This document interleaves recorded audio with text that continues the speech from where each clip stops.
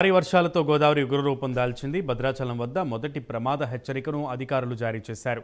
మహారాష్ట్ర, ఛత్తీస్గఢ్, ఒడిశా రాష్ట్రాల నుంచి వస్తున్న వరదలతో తెలంగాణ ఎగువన ఉన్న వాగులు, వంకలు పొంగి ప్రవహించాయి. దీంతో ఎగువ నుంచి కాళేశ్వరం, మేడిగడ్డ, తుపాకులగూడెంతో పాటు ఛత్తీస్గఢ్ నుంచి వస్తున్న వరదతో భద్రాచలం వద్ద గోదావరి పెరిగింది. ప్రస్తుతం భద్రాచలం వద్ద గోదావరి నీటి మట్టం 44 అడుగులకు చేరుకుంది. దీంతో మొదటి ప్రమాద హెచ్చరికను జారీ చేశారు. ఈ క్రమంలో లోతట్టు ప్రాంతాల వాసులను అధికారులు అలర్ట్ చేశారు.